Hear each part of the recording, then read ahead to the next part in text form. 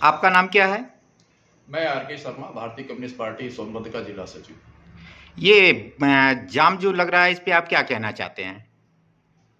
Media और social media आप जैसे लोगों, जागरूक लोगों के द्वारा मुझे भी जानकारी हुई है कि आज रात से ही टोल प्लाजा से लेकर के पूरा सलखन तक लंबा, मतलब ये 10 किलोमीटर का एरिया पूरा जाम रहा है। और इस राजमार्ग पे ट्रकों का संचालन बहुत ही दयनीय हालत में, जिसको कहा जाए ओवरलोड ट्रकों का संचालन खुलेआम हो रहा है, उसकी वजह से जाम लगा है। और जो मुझे और भी जो जानकारी हुई है कि आज चेकिंग के नाम पे, ये चेकिंग के नाम पे, वसूली के नाम पे इस तरह का जाम लगाया गया है और इस जाम में एम्बुलेंस भी फंसा, ये भी जानकारी है। ये बड़ा दुर्भाग्यपूर्ण है। और उस एम्बुलेंस में किस प्रकार के मरीज रहे, उनको देखने वाला, उनको पूछने वाला कोई नहीं रहा। और विगत जब से आचार संहिता, चुनावी आचार संहिता की घोषणा हुई है, तमाम भागम भाग और भाग दौड़ की स्थिति में अवैध खनन, अवैध रूप से ट्रकों का संचालन और ओवरलोड ट्रकों का संचालन, बिना परमिट के संचालन, ये सुनने का और देखने की बात सामने आती रहती है। और उसी की वजह से ये लंबा जाम लगा है। और इस क्षेत्र में ये पूरा सोनभद्र सबसे अधिक राजस्व देने वाला जनपद है। और खनन को लेकर के सरकार की क्या मंशा है, स्थानीय अधिकारियों की क्या मंशा है, ये समझ से परे है आम जनता के। क्योंकि आचार संहिता होने के बाद भी यहाँ पे खनन जो है बड़ी तेजी से अवैध रूप से कार्य कराया जा रहा है। और उन खनन क्षेत्र में मजदूरों को दरकिनार करके पूरे तौर पे, खुलेआम तौर पे शासन के आदेश की धज्जियां उड़ाते हुए मशीनीकरण किया जा रहा है। पूरे मशीन से लोडिंग, और उस मशीन का पूरा एक तरह से वहाँ पे किसी मजदूर का कोई काम नहीं रह गया है। जबकि खनन को उस चालू होने से पहले मजदूरों में एक आशा थी कि हमको रोजी रोटी इस खनन से हमारा व्यवस्था हो जाएगा, हम अपने परिवार का पालन पोषण कर लेंगे अच्छी तरह से। लेकिन वो मजदूरों को पूरी तरह से निराशा साबित हुई है।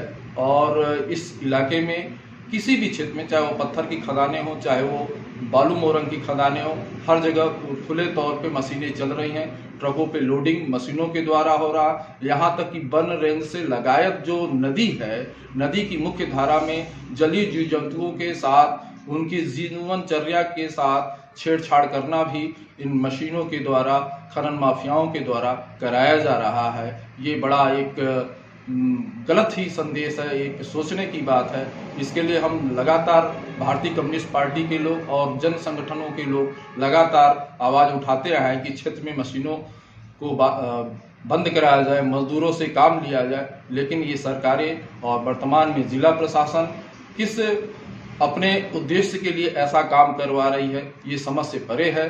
और पूरा सिंडिकेट खनन से जुड़ा हुआ है, जो सड़कों पे जाम लगा हुआ है। आज कितने बड़े पैमाने पर राजस्व की चोरी हो रही है, इस पे क्या करना चाहते हैं? देखिए, राजस्व की चोरी तो खुलेआम हो रही है। आप जो गाड़ियों का एक क्षमता है लोडिंग का, उस पे आप किसी भी गाड़ी को, आप सड़कों पे जो जा रही है इस राजमार्ग से, वाराणसी शक्तिनगर मार्ग से बनारस की तरफ या मिर्जापुर की तरफ, और यहाँ से पूरे पूर्वांचल को खनिज संपदा जाता है, गिट्टी बालू मोरंग की यहाँ से सप्लाई होती है, सभी ओवरलोड जा रही हैं। आरटीओ हो, चाहे खनन विभाग के लोग हों, चाहे पुलिस विभाग के लोग हैं, सबका कहीं ना कहीं इसमें इन्वॉल्वेशन है। सबकी मिली भगत से वो गाड़ियां पास होती रहती हैं। और हाईवे पे आप ट्रकों की जो पार्किंग देखेंगे पूरे इस इलाके में, जिसको इन्होंने मना कर रखा था, का नो पार्किंग जोन घोषित कर रखा था, उसके बावजूद भी उसी इलाके में सबसे ज़्यादा पार्किंग होती है। और आए दिन दुर्घटनाएं भी होती रहती हैं इस हाईवे पे। पुलिस के लिए भी बड़ी दिक्कतों का सामना करना पड़ता है। वो रात बिरात कभी भी घटना की जानकारी उनको होती है तो उनको जाना पड़ता है। और ये घटनाएं हो क्यों रही हैं, इस पे जिला प्रशासन मौन क्यों है, यह बात आम जनता से समझ से एकदम बिल्कुल परे है। इसके लिए हम आगे भी लड़े हैं और लड़ते चले आए हैं। और इस मामले को लेकर के हमारी लड़ाई तेज होगी।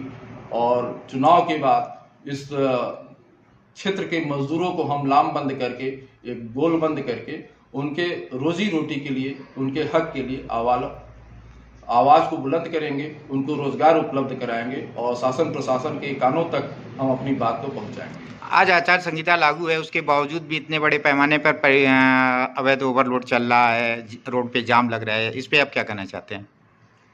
देखिए, आचार संहिता लागू है और ये निर्वाचन आयोग को संज्ञान में लेना चाहिए। इसमें आम जनता क्या कर सकती है?